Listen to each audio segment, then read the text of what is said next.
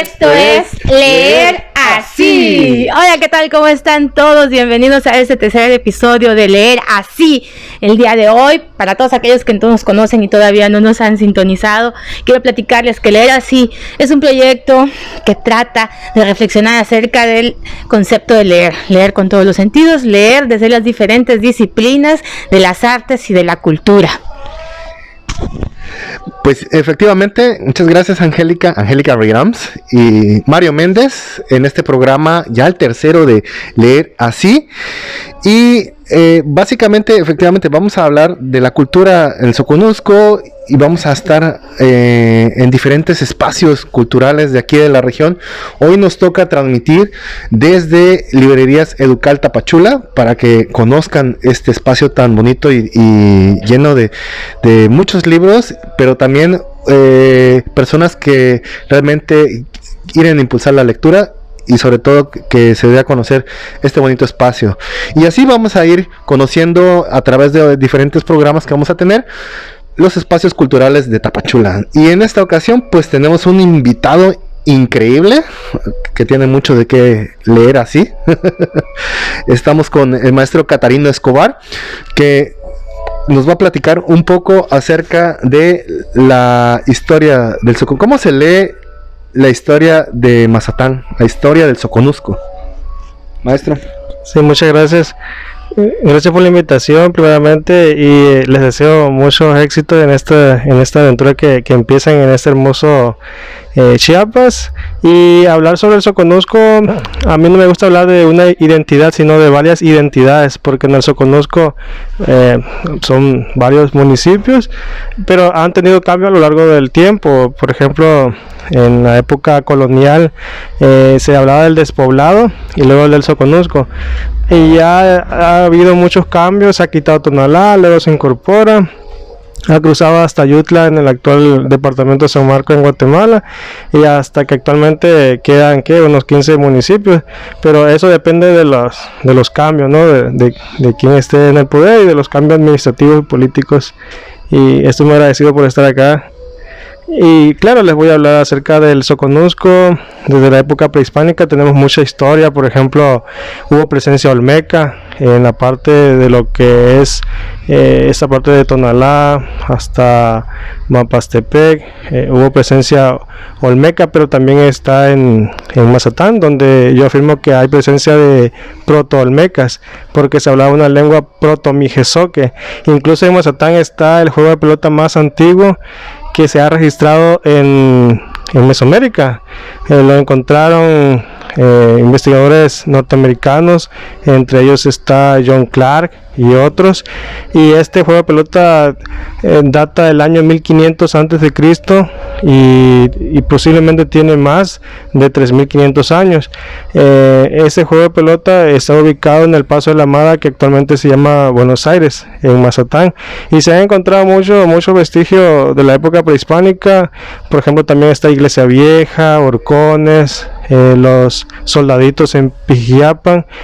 Y así en todo lo que es la costa de Chiapas hay mucha presencia prehispánica, hasta que llegan los españoles en 1524. A veces como que se quiere homogeneizar, ¿no?, la historia. Se quiere decir que todo México es azteca o todo México es maya, pero no. Aquí, por ejemplo, en Soconusco hubo presencia olmeca, presencia de los nicaraos, de los pipiles. También hubo teotihuacanos.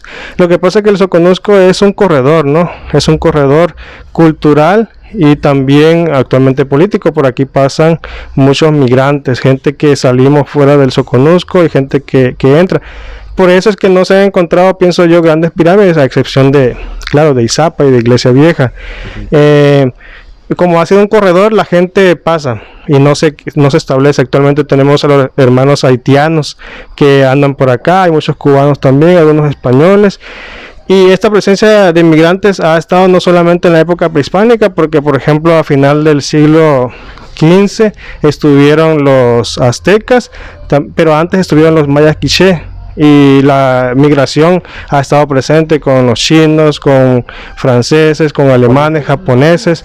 Sí, alemanes, mucho extranjero aquí haciendo mucha cultura y eso hace que el Soconusco, ¿no? Sí, desde el siglo, o sea, desde siempre ha habido migración porque es un corredor, como vuelvo a repetir, pero ya digamos propiamente sociedades que han establecido comercios desde el siglo XIX, porque la fomentó Benito Juárez y luego Porfirio Díaz, es decir, ellos buscaban que esta zona como que se blanqueara, que hubiese más gente alemana, gente japonesa, francesa, para que la gente fuese más blanca en su tez, en su color de piel.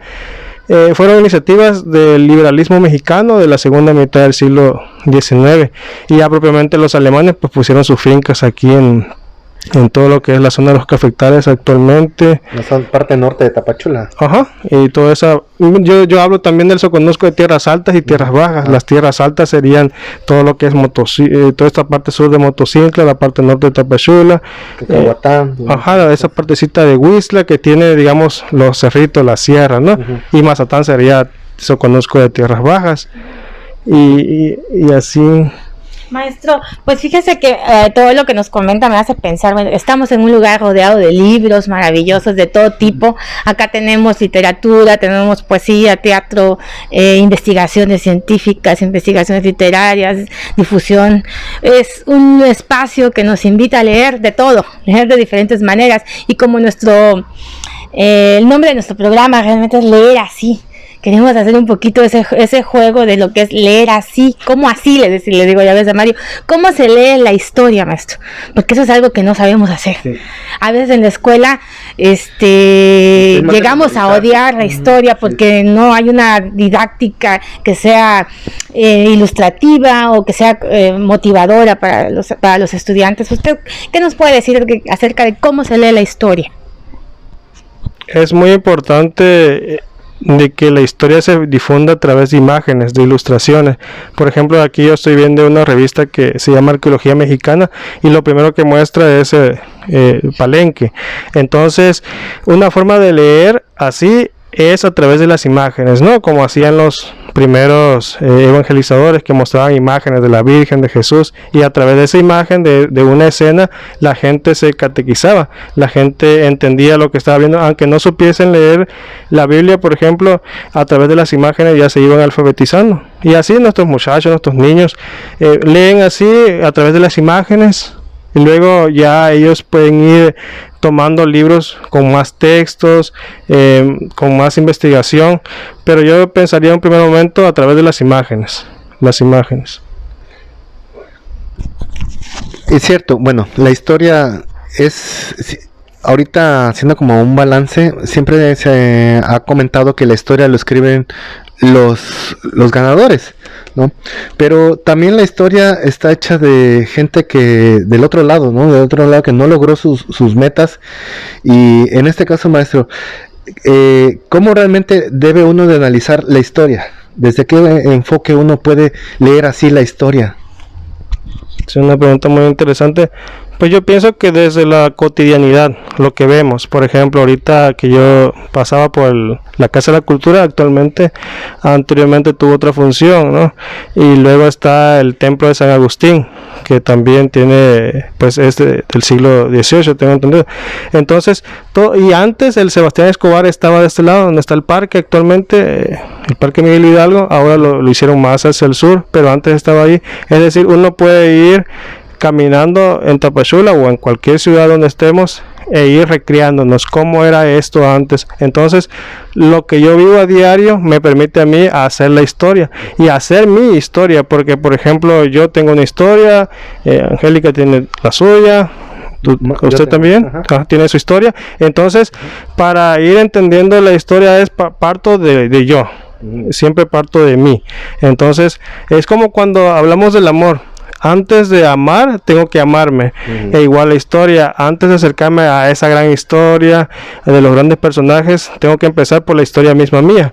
Y ya yo recuerdo cuando nací, foto de cuando era niño, mis documentos de que yo estudié, algunos reconocimientos, y así vamos haciendo la historia. Y hay que diferenciar entre la historia y las historias, porque la historia como bien dices, está en la biblioteca, en las librerías, pero también está esa otra historia que necesitamos conocer. Por ejemplo, vuelvo a lo mismo de los migrantes, del señor que va a piscar el maíz, de la señora que vende atole en el mercado. Ellos también están haciendo historia, y esas son las historias que van a quedar a la posteridad y que pocos hablamos de ello. Entonces ellos también forman parte de la historia, no solamente hablar, por ejemplo, de Sebastián Escobar, de Teodomiro Palacios, sino también de las personas que hacen la limpieza, de las personas que barran las calles, porque por ejemplo esta calle que está aquí enfrente, sí, no la hizo el presidente, la hizo el albañil. El Palacio Municipal no la hizo tal presidente, tal gobernador, sino que la hicieron los albañiles, y ellos deben de estar en la historia. Entonces también, y a la vez invito a que se vaya haciendo esas otras historias. ¿No? Acaba de tocar un punto sumamente interesante cuando menciona eso que le hicieron los albañiles. Las historias, aparte de la historia están las historias, ¿no? Pero cómo leemos todos los códigos que hay a nuestro alrededor, ¿no? Tanto lo que usted acaba de decir, las personas que están en el mercado, las canasteras, los que están barriendo, todos nos dan un texto que interpretar. Sí. Nosotros interpretamos y salimos a las calles, y todo lo que observamos puede ser susceptible de ser leído, ¿no? Es lo que decía René Descartes, que hay muchas formas de leer. Y me viene a la mente lo que acaba de comentar, esas historias que se cuentan cuando se construyen grandes edificios, ¿no? Cuando se construyen grandes edificios y las personas que están en el trabajo de la construcción cuentan que tal edificio exige sacrificios, que hay accidentes que tienen que pasar. Esas historias están asociadas a la construcción y que tal vez sean otra forma de ver, de interpretar la historia de las personas que la construyen, ¿no? Sí, así es. No sé si acerca de esto tenga alguna anécdota. Sí, somos representaciones. Yo tuve la fortuna de entrevistar hace como 2 años, no recuerdo, al historiador francés Robert Chartier, y él me decía que nosotros las personas somos relatos, somos textos. Entonces muchas veces vemos a la persona y la leemos, pero también tenemos que ser conscientes de que las apariencias engañan. Un subtexto, ¿no? Ajá. Y otra cosa es la representación que yo me hago de la gente y la representación que me hago de mí mismo. Y sobre lo que hablaba sobre las construcciones, son imaginarios, ¿no? La gente tiene imaginarios, yo tengo imaginarios, y hay mitos y leyendas. Los mitos no son mentiras, como un historiador dijo por ahí, son construcciones. Las leyendas son construcciones, y tenemos muchas. Por ejemplo, aquí el Cipe come carbón, la Malora, que en otros lugares le llaman la Llorona, en otros Ciguanaba, y son, la gente también tiene un pensamiento de que ocurre a los adultos y en las comunidades rurales. Yo he hecho una investigación y he visto que está muy presente entre los jóvenes, en el siglo XXI y en las ciudades. ¿Quién no ha presenciado un acto sobrenatural? Eso, y sobre todo en las comunidades, ¿no? Que es donde más se menciona. Y justamente ayer estábamos con una señora haciendo esa reflexión de que afortunadamente todavía aquí en la parte de la región Soconusco todavía se conservan esas historias, esos mitos, esas leyendas que son parte de la identidad cultural de cada región, ¿no? Y en ese caso, maestro Catarino, ¿qué tan importante es que nosotros preservemos esto, ¿no? Sí, a la vez son asimilaciones, porque por ejemplo la mujer de blanco viene desde la época prehispánica, y a su vez hay relatos en la Edad Media. Entonces nosotros adoptamos y adaptamos esas narraciones y las hacemos propias. Por ejemplo, el sombrerón ya lo hacemos propio. En Guatemala está la carreta, aquí también está, porque cada región tiene a la vez su variante. Es decir, las leyendas son de larga data, pero cada región las adapta, las contextualiza. Por ejemplo, aquí en el Soconusco tiene que ver ya con el rasgo físico de las personas, con la idiosincrasia, los usos y costumbres. Sí. Y que a mí me da vuelta esto del mito, el mito y la leyenda. Sí. ¿Qué lectura hace la historia del mito y la leyenda? ¿Qué función, qué importancia tiene el mito y la leyenda para la historia, maestro? Sí, es parte de la identidad, porque por ejemplo no cree en lo mismo el alemán o el ruso que el mexicano y el chiapaneco. Por ejemplo, nosotros somos el soconusco. Yo una vez me encontraba en otro lugar con otros muchachos de Chiapas y le decía uno al otro, él es que él es de la costa, o sea, yo soy costeño. En cambio, él como que viene del otro Chiapas, porque hay diferentes Chiapas, ¿no? El Chiapas del norte, el Chiapas de la Lacandona, ¿sí? Entonces, ¿no? Ajá. Son 9 regiones. Sí. Y incluso aquí en la mismo Soconusco también, yo pienso que no es lo mismo el de Mapastepec con el de Mazatán, con el de Tapachula. Sí, no porque formemos micronacionalismo, sino porque por lo mismo del contexto, ¿no? Y cada regioncita o microrregión va formando ese mismo imaginario, pues esa representación de lo que ve en alrededor, ya lo reconstruye y luego lo expresa, pero tiene que ver con la identidad. Los mitos, las leyendas, inclusive las mentiras son parte de nuestra historia y son parte de nuestra identidad y nos hace ser únicos. Porque, por ejemplo, a nosotros por aquí, por el Soconusco, pasó Pedro de Alvarado y sus huestes. Y luego viene ese sincretismo con los mames, con los tlaxcaltecas, con todas las poblaciones que había aquí. Ahora, si nos vamos a otra región, por ejemplo en Argentina, donde llegaron y mataron a muchos mapuches, o en Estados Unidos, donde mataron a los apaches, y a los comanches, a los sioux, y es otro contexto. Entonces, cada región va haciendo su propia interpretación, su propia cosmogonía de lo que le rodea. Y el chisme, el chisme también tendría que ser como otro elemento ahí, ¿no? Estaba pensando en esa historia que también es un mito, me parece, de la Casa Grande de Unión Juárez, donde dicen que vino a pasar sus últimos días Hitler, ¿no? ¿Qué nos puede contar acerca de esta historia? ¿Cómo se concibe? ¿Cómo se lee ese mito popular? Sí, todo sirve para hacer nuestra historia.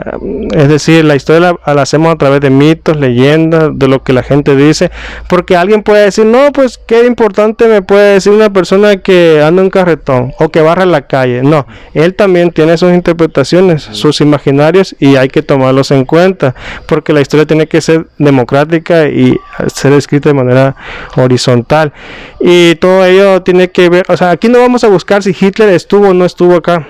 Lo que vamos a hacer es incorporar ese texto y decir, yo estoy proponiendo esta historia. Por ejemplo, actualmente yo estoy en proceso de publicar un libro sobre Mazatán, sobre historia, una historia general de la época prehispánica, y ahí yo meto todo esto, la herencia prehispánica, pero también meto mitos, textos que hacen referencia, textos de quichés sagrados que hacen referencia a Mazatán.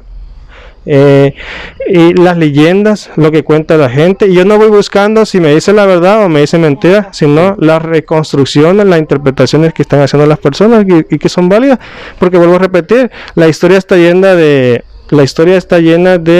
verdad, mentira y diferentes reconstrucciones. Y todo junto forma el relato de la historia, entonces. Sí, así es, todo ya todo bien escrito, pues ya forma esa historia. Pero yo les voy a presentar una historia. Ajá. Habrá quien va a decir, va a traer otras historias. Mi verdad. Así es, mi verdad, así es. Es bastante interesante, es cierto, cada uno tiene diferente enfoque de la historia, pero volviendo ahorita al asunto de la historia de Tapachula y del Soconusco, ya abordando estos últimos años, ¿por qué es importante que la gente lea la historia de nuestra ciudad, interprete la historia de nuestra ciudad, maestro? Eso es bien difícil, ¿no? Porque primero la mayoría de los soconusquenses no nos gusta leer. A veces los libros son de difícil acceso por lo lado económico. Uh-huh. Y también, ¿qué es lo que vende más? Vende más, por ejemplo, otras cosas. No quiere decir que estén mal, sino que al muchacho, al joven, yo pienso las nuevas generaciones, le interesa más quizás ir al cine, comerse un frappé, etcétera, a adquirir un libro. Y más si estos tienen altos costos. Pero se debe fomentar la lectura, porque eso es una herencia que no nadie nos va a quitar. Ahora hay que ver que nadie escribe por la libre. Es decir, ningún historiador ningún investigador se pone a escribir lo que él quiere. Es decir, hay veces que el historiador se autocensura y hay temas que no son tratados. Por ejemplo, aquí en nuestro Tapachula, pues hay mucha violencia, hay mucha basura, mucha prostitución, mucha explotación laboral, sexual. Entonces hay temas que no son abordados. Si nosotros vamos a, no sé, a bibliotecas, a las universidades, a otros espacios de lectura y vamos a buscar sobre esas temáticas, o no están, o está un libro o dos libros. La mayor parte habla del arte, de la música, de las tradiciones, pero esas otras historias como que están ocultadas, pues, están censuradas, pero esa es nuestra labor.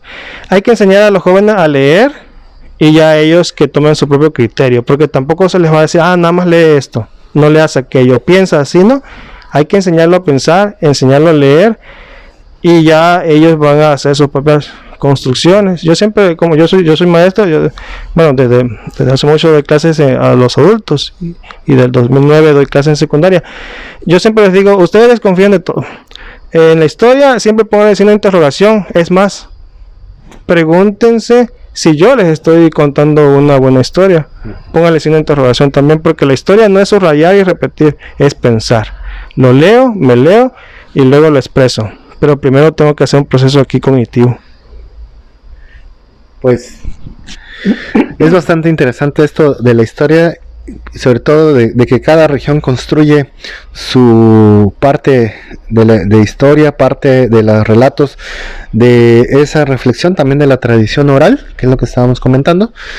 Y para ir cerrando ya la cápsula, maestro Catarino, menciona así que es importante que los jóvenes aprendan. ¿Enseña algún método o nos quiera compartir su forma de integrar a la comunidad la historia? Sí, les pongo mucho la cuestión audiovisual. Me apoyo en esas herramientas cuando estamos en presenciales. Y luego a mí me gusta mucho que lean, que los muchachos lean y luego que digan qué entendieron. Y luego yo les leo también. Es leer y luego decir qué entendieron. Hay muchas técnicas actualmente, pues en este ciclo escolar que ya empezó desde hace más de un año, igual les compartía láminas para que ellos leyeran, porque los muchachos no están leyendo. De 12 a 15 años no tienen buena dicción, no tienen buena ortografía, y no es culpa de ellos, ¿no? Es todo un sistema, y tampoco es culpa de los maestros.